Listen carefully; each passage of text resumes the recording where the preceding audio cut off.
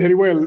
With 35 participants, 36 present, I think this is a good moment to kick off. Good afternoon. I'm Paul Schreier, the Research Director at ESCoE, and I'd like to welcome you to this webinar on labor productivity estimates for detailed industries in the UK. Very often when we look at productivity analysis and measurement, that is either conducted at a very aggregate level, so entire economy or private sector, or at the micro level, at a firm level. Now, the first one sometimes lacks detail, and one would like to know more about where productivity change happens.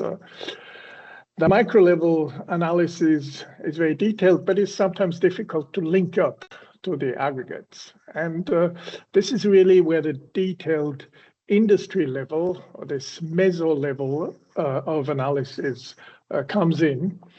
And indeed, many statistical offices do publish industry level data that are more or less suitable for productivity analysis.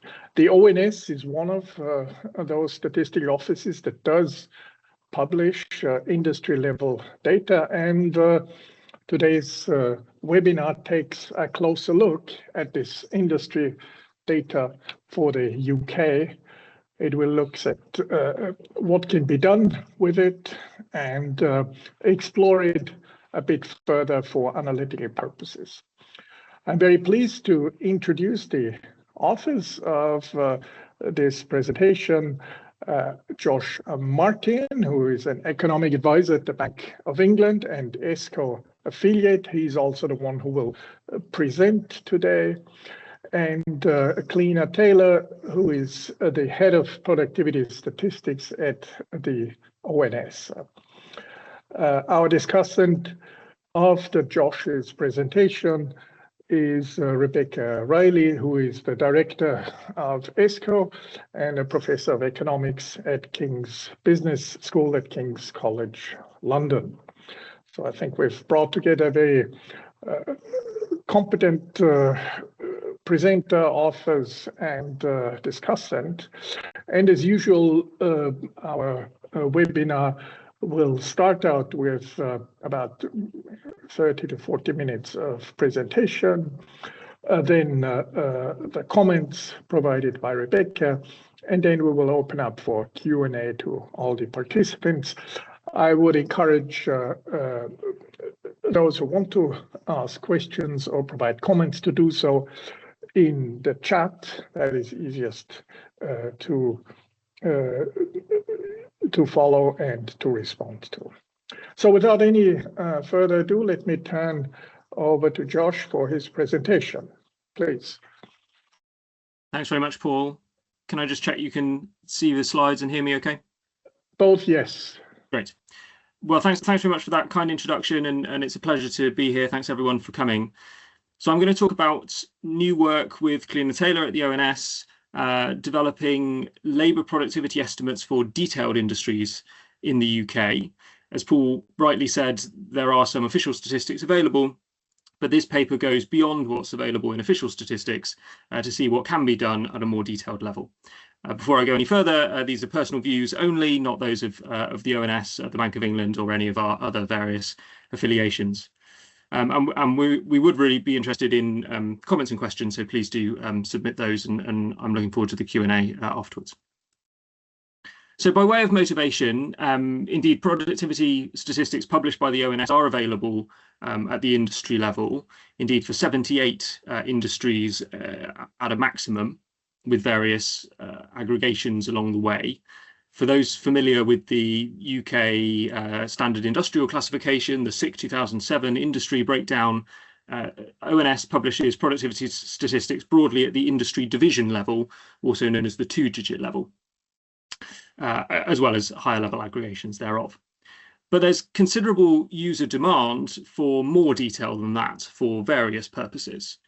As someone who was previously involved in official UK productivity statistics, and Cleena still is, we often received in that capacity requests from users about productivity trends in particular industries and a request for more detail than was available in official statistics. So we wanted to see what might be done to meet that user need. There's also a wide range of policy analysis that might want to look at more detailed industries than are available in official statistics. One example is on the industrial strategy, which is a popular topic in recent years, and I'll present some analysis later that speaks to that a little bit. As well as being sort of interesting, it's also analytically relevant to think about more detailed industry levels for productivity. For those people doing IO type analysis, working with production functions and so forth, you might think that aggregated industries contain quite a heterogeneous set of activities, and you might better identify production functions if you can work with more narrowly defined industries that better reflect, a homogeneous production function. So working at a more detailed level might give you better analytical results. However, of course, at a more detailed level, there's also the issue of data quality. Ideally, we would produce productivity estimates for very detailed, tightly defined industries across the economy, but the data quality is likely to deteriorate as you go to more detailed levels. So the question for us was, even if it is empirically possible, is it possible to do this at sufficient quality that we would be content with publishing? And I hope to persuade you that what we've done does expand on the level of detail that's available, but also at a level of quality that is sufficient and acceptable. Let me run through some general principles of methods before getting into a bit more detail and then showing you the results. So the first thing we wanted to do when constructing these detailed productivity estimates, detailed industry productivity estimates, was to use exclusively publicly available data sources and methods which would be transparent, open, and reproducible. The rationale for that is that at these detailed industry levels, different users are going to have different needs and requirements and interested in different sorts of breakdowns. We've proposed here a particular breakdown, which I'll go into in a bit more detail in a moment. But the choices for particular industries or sub-aggregations of industries that we've made are not necessarily what everybody else wants to use. So we wanted to showcase data and methods that would allow other people to produce estimates for detailed industries in a consistent way. We also think it's good practice to be as transparent and reproducible as possible, which is why we've made the dataset of estimates, the code and replication instructions available via the Productivity Institute's Productivity Data Lab. So you can go there and download the data, download the code, update it and understand it and alter it if you're interested in doing that. Of course, official statistics are published and information is published by the ONS on their methods, but the sort of precise workings are not published. And so we think this fills a useful gap for people interested in productivity statistics more generally. We also wanted to be very explicitly national accounts consistent so far as possible, given the use of publicly available data sources. There are, as Paul said in the introduction, studies that have used firm level data to calculate productivity estimates at the firm level and then aggregated those firm level data up to industry level. They often come from financial accounts data. Those can be very analytically useful, but they will not be national accounts consistent by default because business financial accounting is not consistent with national accounting rules. And that means it can be hard to integrate those findings with official statistics and national statistics on GDP, on industry output, on employment and so forth. So we have very consciously taken the decision to be national accounts consistent as far as possible, with some limitations that I'll come back to. And that enables consistent aggregation across the industries back up to GDP or gross value added at the economy level, better comparisons, better able to combine our data with other official statistics at the industry level and calculate contributions to aggregate growth and so forth. Regarding the industry breakdown, we have chosen to be guided by our view of the quality trade-off. As I said at the beginning, trying to improve granularity without compromising quality. So we have not simply gone down a level of the industrial classification, down to the 3-digit level, for instance, on a uniform basis. Rather, we've provided more industry detail where we think the data is able to accommodate that and where it's analytically relevant to provide more detail, but not provided more detail in other places. And I'll go into a bit more clarity on exactly the industry breakdown in due course, and I'm happy to answer questions at the end if anyone's got a particular favourite industry to ask about. So this is not as low as you could go, but rather this is what we think is a good level of disaggregation given the granularity quality trade-off inherent in doing these sorts of estimates. So to give you a sense of what industry breakdown we are bringing to the table with this work, in official statistics, there's 2 different broad levels of breakdown of productivity statistics. The first is the section level, which people might know as the letter level of SIC 2007. An example there is the information and communication services industry, section J. There's 19 of those. Strictly, there's a few more than that, but some of them don't have aren't well populated and therefore aren't presented in productivity statistics. The next level of detail is the division level, also known as the 2-digit level. Example there is publishing activities, which sits within the information and communications industry. And in official productivity statistics, there's 78 of those. What we've done in this paper is produce 184 detailed industries. An example then is the publishing of computer games, which is a sub-industry of the publishing industry. So these industry classifications are hierarchical, they can be aggregated up. And as I said, we've not uniformly gone down to the next layer, but we've increased granularity across most of the industrial classification, including in some cases to quite a detailed level.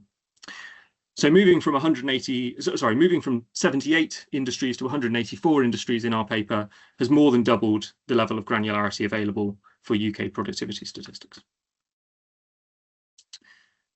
I'm going to move into a bit more detail on the specific methods now. There's some reasonably technical and UK-specific data sources considerations at play here. So forgive me for going through those in some detail, but then we'll get into the slightly more interesting results thereafter. So our measures of productivity are gross value added, GVA, per job.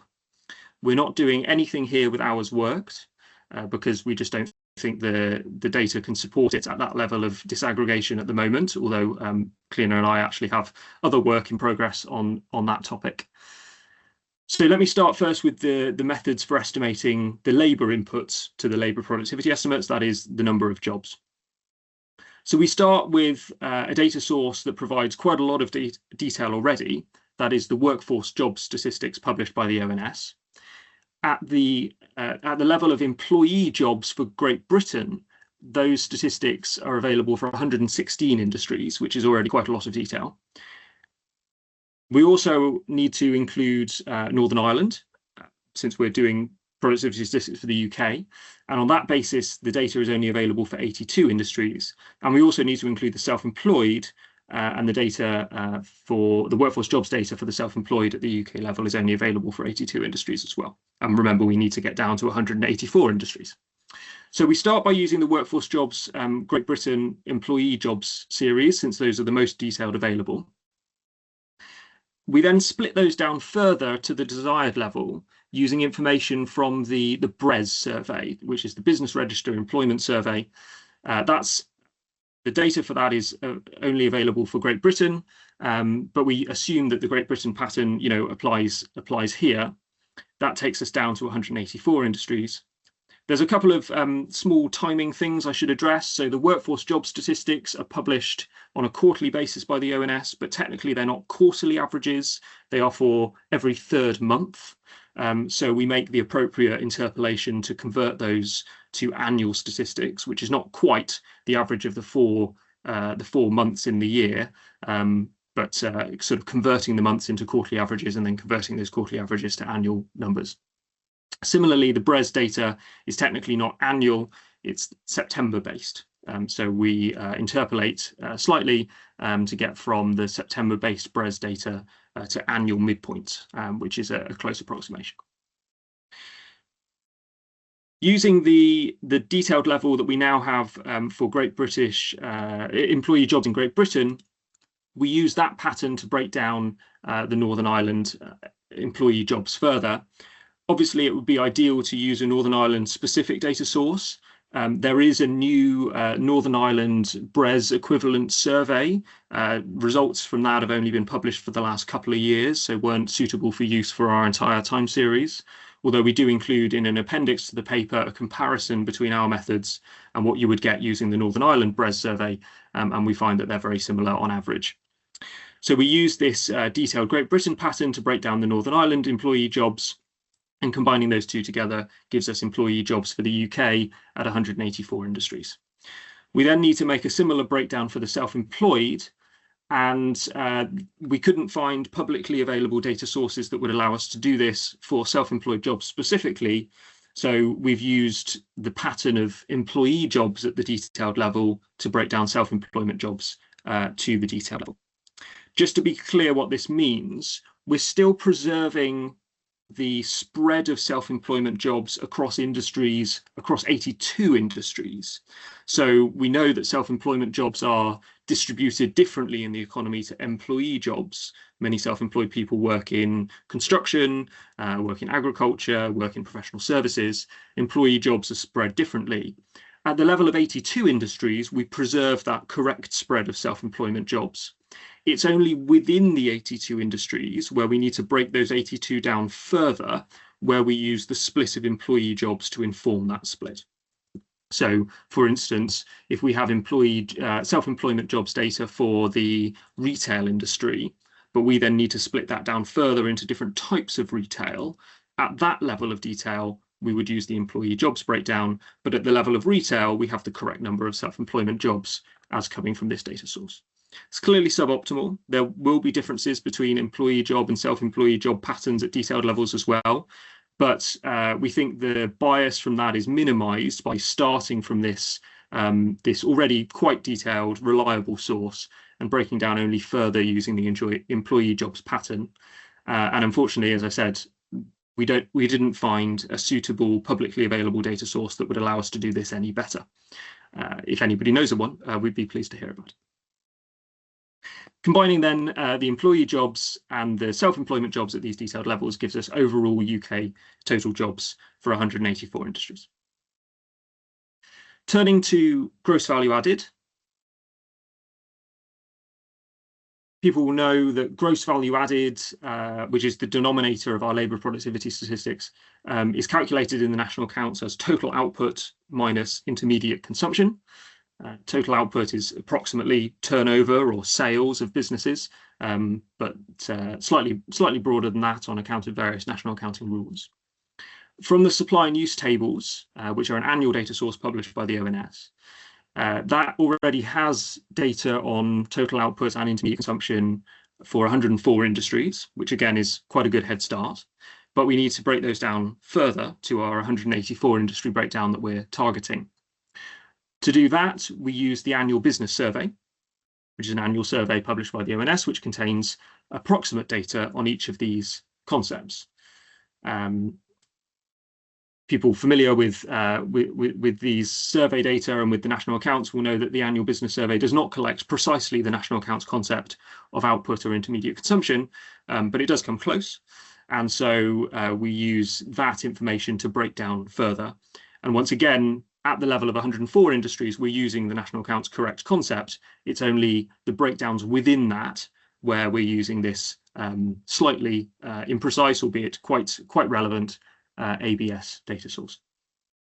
A challenge with using the annual business survey, in particular using the published tables on the annual business survey, and again, we're using only publicly available data sources, is that there's a lot of suppressions. There's a lots of cells, lots of statistics from the annual business survey at the detailed industry level, which are not published because they are deemed to be statistically disclosive by the ONS, i.e. they reveal information about individual businesses which they're not permitted to publish. If we went to the microdata source, we could do this ourselves and potentially avoid those disclosure issues, but we're not going to the microdata. We're using only publicly available data sources. So we needed to find a small workaround for that. So we have developed some methods to impute the disclosive cells on a consistent basis across the ABS, across the published ABS data sets, consistent in aggregation, so that there's, no matter which level of aggregation you look at, it would still add up despite our imputations. There's more detail on that in the paper and indeed in the publicly available code. And I'm happy to get into that in the questions if anyone would like to. So using the annual business survey, we can split the supply news table data down into those 184 industries and then combine them to make gross value added. Now, at the time that we published our paper last year, the supply news tables were only available up to 2022, and we wanted to bring the estimates as up to date as possible. So we made an extrapolation to 2023 using some other ONS data on GVA by industry from the GDPO low-level aggregates data set that the ONS publishes, and again, breaking that down further by the annual business survey. What we've done for this webinar is actually update our estimates to use the new supply news tables, which run all the way up to 2023, which means that we don't need that extrapolation anymore. So this slide is slightly out of date. But once again, when the new annual business survey data is published up to 2024, we'll be able to make that extrapolation again for the latest year and so keep these estimates updated. So you can think about previously we had provisional estimates for 2023. We now have revised estimates for 2023. And I will tell you something about the revisions that leads to shortly. So those are the methods in detail.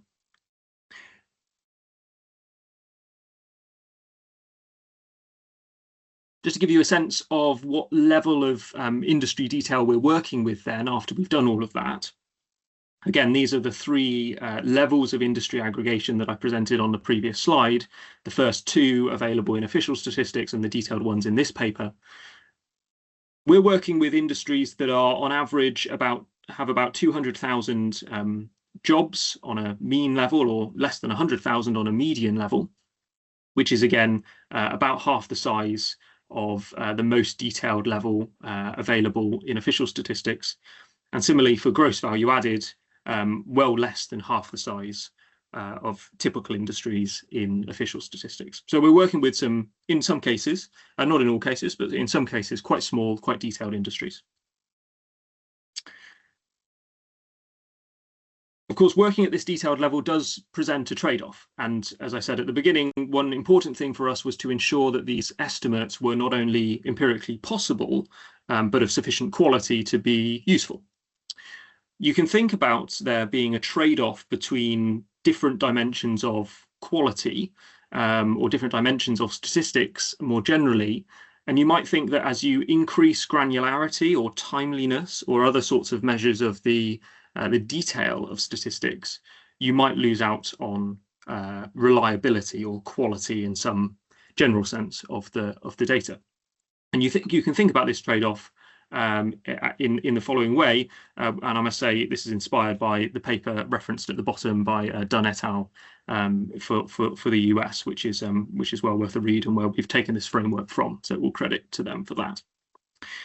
So you can think about some official statistics that are of very high quality, very high reliability, but don't provide much in the way of either granularity or timeliness. So for that, I would point to something like the supply news tables, which is, I think, very high quality. The ONS spend a lot of time getting that right, but is only updated once a year and has a two-year time lag or thereabouts. Another example might be quarterly GDP, which we think is of high quality, but doesn't provide an awful lot of granularity, doesn't provide a lot of detail.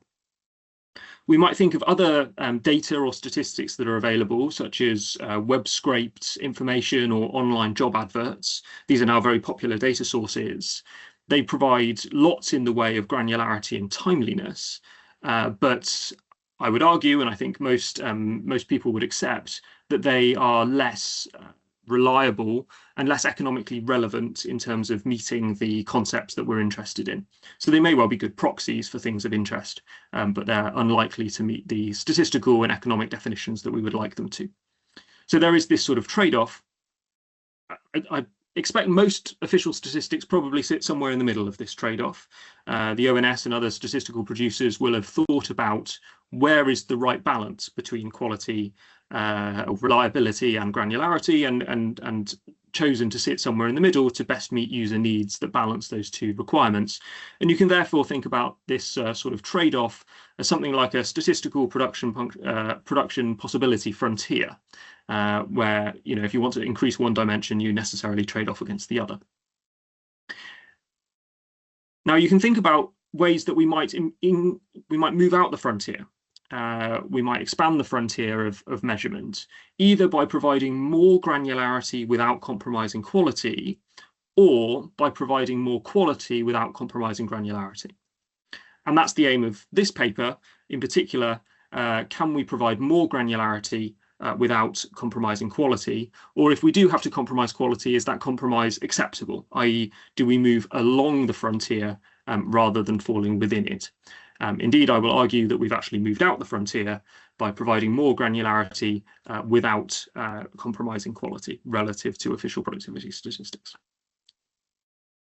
So keep this sort of framework in your mind as I move to the next slide, which tries to illustrate exactly that point. So on the this chart shows exactly this quality granularity trade-off in our statistics, and I'll show you another one in a minute that does it in a different way. Along the x-axis here, we have a measure of granularity, which is the size of an industry according to its number of jobs. We want less granular industries on the left. They have more jobs, so they're less detailed, and industries that are more detailed, more granular, and therefore have fewer jobs, they're smaller on the right-hand side. So the calculation here is inverted to make that happen. So don't worry too much about the units, but that's how to think about this x-axis. And up the y-axis, we have a measure of quality, which for these purposes is a measure of stability. You might worry that working at a detailed industry level, you're going to generate estimates that are very volatile, not very stable. I would consider that, I think most people would consider that as a measure of low quality. It wouldn't be very reliable, it wouldn't be very stable. If it was moving around a lot from year to year, you wouldn't know whether to trust the number or not. So in some sense, the stability of the data is an indication of the quality. So again, we have a measure here which is the standard deviation of productivity over a few years, which is inverted such that less volatile, i.e. more stable industries are towards the top.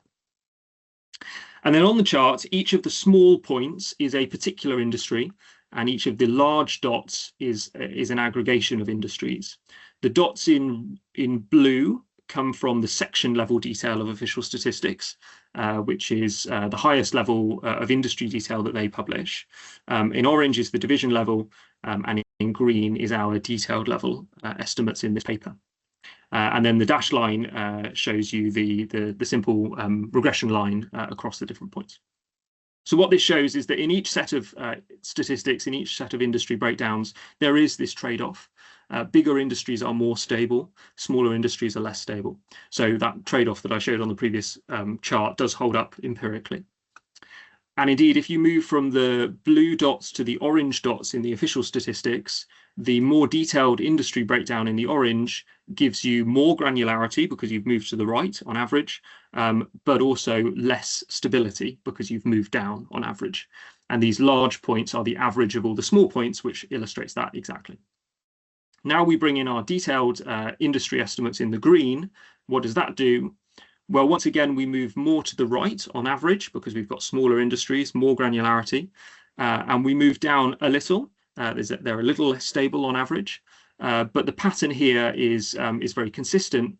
And indeed, our regression line is actually further out to the right. That is, we've been able to produce more stable estimates at a given level of granularity than official statistics. So I would argue that that suggests that we have at least not compromised quality and perhaps even improved it relative to the trade-off with granularity. Now, that's just one measure of quality. That's a measure of stability. Let me give you another measure of quality, which is how reliable the statistics are from data update to data update. Put another way, how big are the revisions? So you might again be worried that with very detailed industries, you get new data, you're going to have big revisions to the estimates.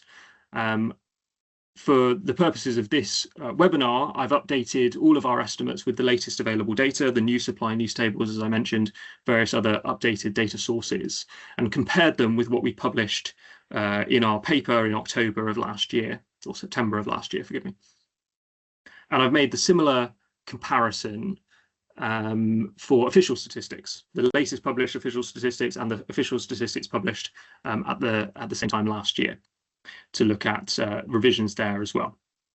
So again, more detailed industries are on the right, and this time industries with smaller revisions, which are, I would say, more reliable, are further up on the y-axis. And once again, we have the same pattern, that larger industries tend to have lower revisions, smaller industries tend to have higher revisions. That holds in the official statistics, that also holds in our detailed data, but on average, we've been able to improve the trade-off between revisions and granularity by moving the regression line further to the right. To just dig into those revisions in a little bit more detail, these are the average absolute revisions at the industry level to the level of productivity in 2023. So for each of the 19 section level industries, I took the absolute revision to output per job and added them up and divided by the number of industries, 19 industries, which gives an average absolute revision of 10.5 thousand pounds worth of output per job per industry on average in the revisions in 2023. If you then look at the division level data published by the ONS, the average revision is a bit higher, which is no great surprise because they're smaller industries. But if you then look at our estimates for 184 industries, the average absolute revision is actually a smidge less than the division level, or at least is very comparable in size, despite the fact that we have many more industries.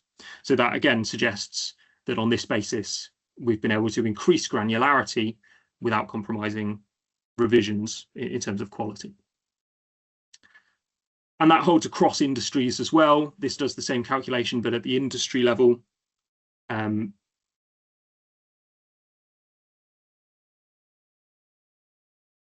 once again, our detailed level breakdown in green typically has smaller average revisions than, or similar sized or smaller average revisions compared to the official statistics, despite providing more detail.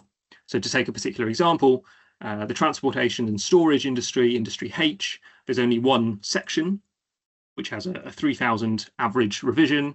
There's 5 divisions, which have on average a 30,000 average revision.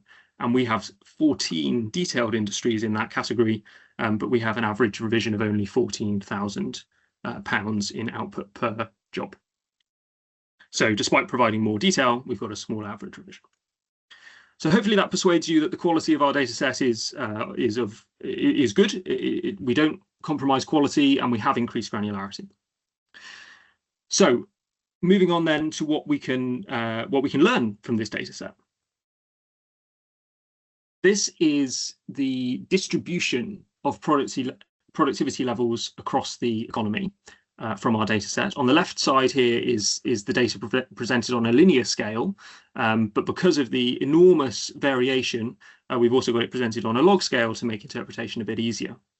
So I'm going to draw out a few things from this chart. First, the industries are stacked according to their level of productivity, with the lowest at the bottom and the highest at the top.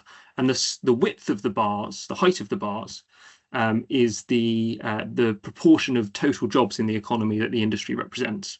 And you can see that different bars are of different sizes. There's some very thick bars and there's some very thin bars. They're also color-coded according to a broad industry classification. So some of the industries are still have a lot of jobs, i.e. we've not been able to provide additional industry breakdown in some places. Not all the industries are of the same size. And in particular, some of the public sector industries, we haven't been able to provide additional detail relative to official statistics. This very big red bar in the middle is actually two industries. It's the healthcare and education industry that just happen to be next to each other. Up here is the public administration industry, and also down here is the food services industry. It's a little bit hard to conceptually think about how you might split different sorts of food services activities, restaurants, bars, cafes. They're all quite similar. It would be difficult to really disentangle those. So we haven't provided an additional breakdown there. Similarly, for public sector industries, we didn't have confidence in our ability to break those down on the gross value added side, which I'll come back to. So those are still quite broad and quite large industries in our breakdown. The width of the bars then, the horizontal distance, is the level of productivity, and that's enormously dispersed. There's some very low productivity industries and some very high productivity industries. That's even more clear on this linear scale, but also true on the log scale. And so that demonstrates the very wide variation in productivity across the economy. We find that in the firm level data. That's also true in the industry level data. To take that argument a little bit further, if you look at the shape of the log scale distribution, you can see it's more or less linear through the central sort of 3/4 of the distribution here. It's a little bit lumpy because some industries are bigger than others, but it's more or less linear. But in either tail, it drops off very sharply at the bottom and expands very sharply at the top. That is, the distribution has got fat tails. So that would be broadly consistent with the view from the firm level data of leaders and laggards. There's some firms, and in this case, some industries, which are extremely highly productive. There's some that are very low productivity, and there's a mass in the middle. And the industry data kind of corroborates what we find from the firm level data on that basis. The other thing that's interesting from this is that you can see that there are pockets of productivity differences within higher level industries. So we tend to think about the manufacturing industry as a highly productive industry, and on average it is.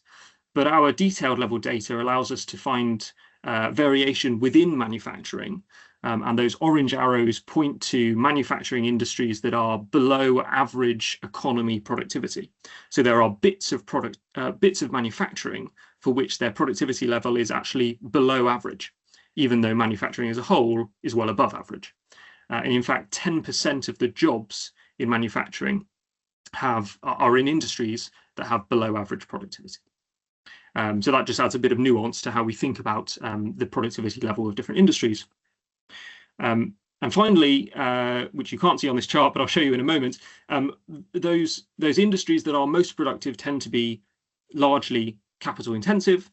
And that's because these are labour productivity statistics, and the mix of labour and capital inputs in production varies enormously by industry. We're not accounting for that here, and so capital intensive industries tend to be highly labour productive, and indeed that's what we find. Here is the list of the 10 most productive industries in 2023 according to our data, and almost all of them are highly capital intensive. Some of those are highly intensive in tangible capital, like the oil and gas industry, water transport, ships and so forth, electricity. But some of them are also highly intangible asset intensive, such as the industry that does leasing of intellectual property, the pharmaceutical industry, which has a lot of patents and so forth, the insurance industry, which has got a lot of intangible assets. So an interesting extension, if we were to get there, would be to explore capital intensity, try and account for capital in these measures as well. But as it stands, these are labour productivity estimates, and so that capital factor is playing a role. Let me show you briefly some policy analysis that you can do with these and then conclude. So I said at the beginning that one thing that we wanted to do with this, or one thing that you could do with this data, was look at the industrial strategy. So for the purposes of this chart, I've made an estimate where possible of the industrial strategy sectors as defined in the government's documents. In some cases, we haven't been able to get quite in line with the definitions that they give for those sectors. We don't have quite the level of industry detail in some places, but we've got pretty close in a lot of them. And the industrial strategy sectors are in blue here, and in orange are the more traditionally defined industries according to the standard industrial classification. And you can see that most of the industrial strategy sectors, the blue ones, have above average. The solid line, the vertical line here is the UK average. Most of the industrial strategy sectors are to the right, so they have above average productivity, with only one or two exceptions, whereas the traditional industries are more spread with some high and some low. So it would seem on this basis that the industrial strategy chose sectors which have already high productivity levels relative to the rest of the economy. And we can do this. This is here on an output per job basis. We also have an output per full-time equivalent basis, which gives you much the same conclusion. We also did some estimates for the Department for Culture, Media and Sport, the DCMS, who also define a set of industries that they're interested in for their policy basis. So we've got different color coding here. There's creative industries, gambling, cultural services, sport and tourism. I've included narrow and wide definitions on the basis that we couldn't quite exactly match up to their definitions. So we took a couple of different approaches. But in this case, the DCMS industries are more dispersed, unlike the industrial strategy ones that I showed on the previous chart. Here they've got some sectors, some sectors that are above UK productivity average and some which are below. That just represents different policy interests.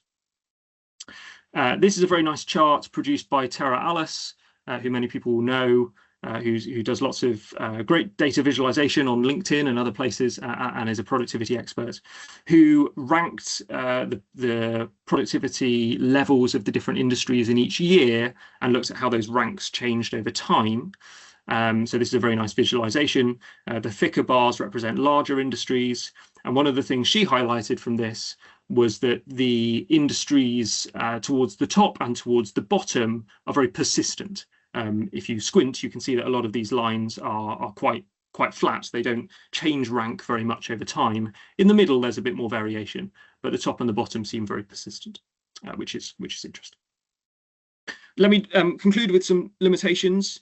So firstly, on the treatment of non-market output, because we're using the annual business survey, that only really covers businesses. And so we haven't been able to treat non-market output, i.e. the output of government and non-profits, and also output for own final use, better conceptually quite right in these data. They're still included in the totals. It's just that their distribution across the detailed industries is not quite optimal. The allocation of self-employment jobs at the detailed level, as I said, is based on the employee split, still in place, still based on self-employment split to some level, but the more detailed level is based on employees, which is not ideal. There's a technical thing about how the jobs data are on a local unit basis rather than a reporting unit basis, which is the best available from publicly available data. In some cases, the industry breakdown is not as detailed as it could be, or as we'd like it to be, based on the limitations above largely. And I talked about some of those with the public sector. And at the moment, these data are only in current prices. They're only in nominal terms. We haven't applied any deflators. So you can't use these to look at productivity growth, because any real growth would be bundled up with price change. So instead, this is best for looking at productivity rankings, i.e. different levels of productivity at a point in time. And indeed, that's all the analysis that I've shown you on the last couple of slides is all about the level of productivity. We're interested in exploring, some of these levels, some of these limitations further in future work. So, watch this space. And finally, as I said, the dataset, the code, the instructions are all available on the Productivity Institute's Productivity Data Lab website. Please do go and check them out if you're interested. And I'll leave you with some conclusions. Hopefully, you found that an interesting tour of these new productivity stats and learned something about productivity data in the UK more generally. If you do use these data, we'd be really interested to hear from you. So please do get in touch. And thanks very much. Thank you, Josh, for a very clear and very interesting presentation. Let me turn over to Rebecca right away. Rebecca, the floor is yours. Thank you. And I have some slides somewhere, just a few. Brilliant, thank you.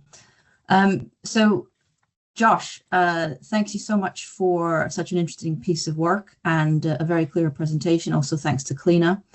I think, obviously you've created this new data set and people will be interested to use it, and you've illustrated how it might be used for different types of policymakers. But I think, from my perspective at least, I think one of the key contributions here is you've shown a really good template for data development, very much focus on transparency, replicability, consistency with the national accounts, or where not consistent, explaining clearly how that is. So I very much recommend people to read the report. There's a technical report on our website, but also to go to the Productivity Institute Data Lab, where you can download code, which is very extensive. There's little snapshots of it there, and the data is all there, so you can play around with it. So I'm going to briefly comment on two things. One, on the quality assurance exercise that's been carried out here, and then I'll say a little bit about the value added for economic analysis and maybe some important next steps. So next slide, please.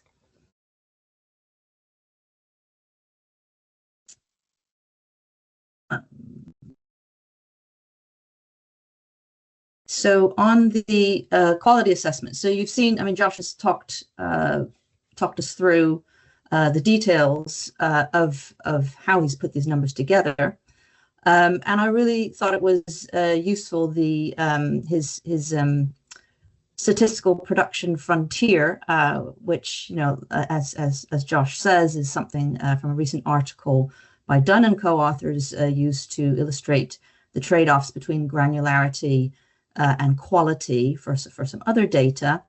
I think it's really, really helpful way of laying things out. And as Josh, as you say, statistical agencies probably make these judgments on a regular basis. But it's actually really useful for users to be able to see that. So I think, we know that these types of decisions take place, and it's very helpful for users to be able to see that too. And that's what we can do here. And if we think about the context that statistical agencies are in at the moment, where there's this perception that you can go ever more granular because there's all these data out there, and you can be ever more timely with your estimates, I think these types of illustrations are incredibly helpful and potentially quite powerful. So very happy to see that. You then also, so that sort of production frontier illustrates a sort of a concept of statistical quality versus granularity.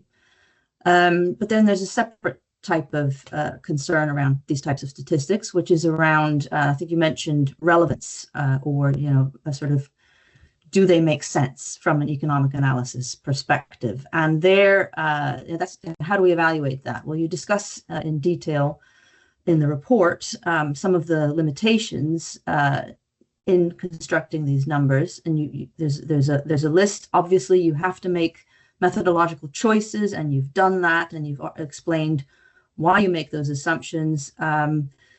But that's also, again, really, really helpful to see. This is in section 4.2 of the report, detailed discussion, not only of the methodology beforehand, but then also about what the limitations might mean. I just pick out two here. One of the limitations you highlight is that, and you mentioned this right at the end of your presentation, is that the GVA numbers are sort of from a reporting unit level, and the employment numbers are aggregated up from a local unit level with different industry classifications potentially. That I think could be quite important, and it'd be really interesting to understand that a bit more. And I understand what you've been doing here is you've been trying to set out a set of numbers that you could basically go out and produce, replicate without having to go through detailed data sharing agreements with the SRS, for example. And so you've used what's available. But that was one limitation that I thought, might be a bit worrisome, partially because of discussions that are ongoing about changes to standard industrial classifications and how you get quite different answers, whether you aggregate things bottom up or top down. Another set of limitations that you highlight is around the this data is available in current prices. And of course, for productivity analysis, we're often interested in growth, and there we need volumes, and so that there's a natural limitation there. So the other thing that I thought was really nice, thinking about this quality assessment, and that this is, in my view, a really nice template for data production, is that you provide at several points in the report a very clear steer to users as to what they should and shouldn't do with the data. Obviously there's never a guarantee that anybody's going to pay attention to these things, but I think it's really useful for it to be there. I think we've all seen examples of use of very granular data, for example, local area data, where maybe the interpretation is beyond what the data can bear. We see it all the time in commentary around small movements in GDP, which are attached to great significance, where we know based on revisions analysis that might not always be warranted. So I think seeing this sort of signposting throughout your report is again extremely helpful. So again, I recommend people look at this report. I think is a really useful template. If we can just move to the next slide. So then I just wanted to comment briefly on the what I see as the value added from a sort of economic analysis perspective. And Josh, you have the two applications that you've talked about here in the presentation, and it's also in your report, that we can look at the distribution, productivity rankings across industries, and you can create different taxonomies, different aggregations, depending on what you're interested in for policy. If you have time, I'd be interested in, because you've obviously been a statistics producer, it'd be really interesting to hear what people actually ask you for when you're what else would people want to use these data for. But then if we think about next steps or analytical quality, so we've talked about statistical quality with your statistical production frontier. The limitations are really about analytical quality, relevance, and what might we make of things there. And this is, I think, where there'd be some useful next steps, which not necessarily that you wanted to carry out, maybe you did, maybe others wanted to contribute here. So around the assumptions, I've already mentioned that I think it would be really worth exploring what the RUREF, LUREF distinction means for some of these smaller industries. This can be done because you've got access to the microdata. Understand that's not what the point is for these data, but as an exploration of the validity of these data, you could look at the microdata and explore what that means a bit more. I was also wondering whether there'd be other means of triangulating some of the numbers you're coming out with here. So if there are other sources of information where you could sort of say, okay, well, now we've looked at productivity in this industry compared to that industry. Do these numbers stack up with other evidence we have, whether there's scope to do that? And finally, interested in your comments around feasibility for enhancing the analytical quality here. So you've highlighted that it's current price estimates. It would be really nice to see the volumes. It'd be really nice to see capital stocks on the same level of disaggregation, because then the numbers would be really useful for productivity analysis. I have very little sense of how feasible that actually would be. So very interested to hear your comments on that. Thank you. Thank you, Rebecca. Very pertinent points. Those were a lot of comments and very useful ones. And I see in the chat as well, a number of points have been raised. I also saw that both you and Clina have already started responding to some of those. So that's excellent. Still, I think there's several points left where you may want to come in, Josh. Pick those that you think most important. There were certainly several that related back to the whole productivity frontier question and the trade-off. Would those be worth at the local level? What is an acceptable minimum level at which one can work with these data? and a few others relating to deflators, and more specifically also on this question of FTEs and jobs. I think 2 participants asked for that. Anyway, over to you, Josh, for some partial answers, at least over the few minutes that are left here. Thank you, Paul, and thank you, for Rebecca, for the very kind comments and helpful thoughts, and thanks to everybody in the chat for lots of great questions. Sorry if we don't get to all of them. We've tried to answer a few in the chat. So let me start with one of the most pressing ones, I think, which is, when are we going to do real estimates? When are we going to find some deflators and allow us to do some productivity growth analysis here? Cliona and I are thinking about that. That's a non-trivial exercise. It was much easier to do this in current prices than it would be to do it in real terms. In particular, to match the national accounts estimates in real terms, which use chained volume measures, requires some quite challenging optimization across different levels of industry aggregation if we want to maintain consistency. It certainly would be possible. We think we can identify price indices for output and intermediate consumption separately, produce previous year prices estimates which are additive and therefore can be constrained across industries, and disaggregate from there. But it wouldn't be easy. So we're thinking about it, and we know that there would be interest, but it wouldn't be straightforward. So, watch this space, but no promises. Similarly, on capital, Rebecca, which you asked, and we've had interest in that as well, to the extent that, could we control for capital stocks or capital services across industries?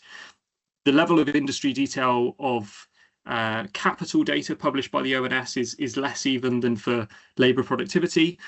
So we're starting from a position of less available data, i.e. there would be more assumptions and modelling necessary to do the capital than there has been to do the labour productivity. That doesn't mean it's impossible, but from publicly available data sources, I think that would be more challenging. So that one is, definitely further work. On the matter you raised, Rebecca, of reporting units versus local units, you're quite right that there's potentially an important impact there, although we haven't quite quantified those. I should say that official productivity statistics do treat that appropriately. It's just that the reporting unit-based workforce jobs data are not published by the ONS. The published data are only available on a local unit level, so that's what we had to use. But internally, the ONS do have that reporting unit-based method, which is used for their productivity statistics. So that's of higher quality already. And in other work that I've got going on with Cliona, where we're developing estimates of hours worked for industries and the economy, we are thinking a bit more carefully about that distinction as well. To answer a couple of the questions in the chat. So one on could you do this on a regional basis? I think could you apply the same logic rather than an industry breakdown to a local authority breakdown? In principle, the same logic and framework could apply there. I think that's a different question with a different set of data. I think the local authority level data are not going to be as rich and available as they are for industries, so it would probably be more challenging. But at least in theory, the same logic could apply, and perhaps someone would like to take this framework and think about doing that on a local basis. Let me skim down to a couple of others. Nick Olsen asks, can we go back before 2009? And indeed, we'd like to analyse the productivity slowdown after the financial crisis. The limitation there principally is the annual business survey, and in particular the change in the industrial classification between SIC 2003 and SIC 2007, which came into effect in 2009 on the ABS. So that causes a sort of a break in the data, which would be challenging, not impossible, but sort of challenging to overcome from the publicly available data. So that's something we're thinking about. We think that it would be most useful to do that pre-2009 piece if we could also do the growth analysis. Levels pre-2009 are probably not terribly more interesting, but if we were able to do real estimates and therefore growth, taking it before the financial crisis would clearly be a useful complement. So we'd probably consider those in the round. I'll stop there, Paul, in the interest of time, but thanks very much, everyone, for the engagement, and do feel free to follow up by email as well. Thank you so much, Josh. And indeed, that takes us pretty much to the end of the webinar. All that is left for me really is to thank you again, Josh and Clina, for your work, Rebecca for the very useful discussion, and of course all participants for the time and interest that they took in this subject. I think it is indeed a hugely important and interesting area, and that kind of work definitely deserves to be taken forward. And I think the webinar today has again showed the demand that there is for this information, as it is already, but also as it will develop in the future. So on that, I wish everyone an excellent afternoon, and thank you again for participating. Goodbye.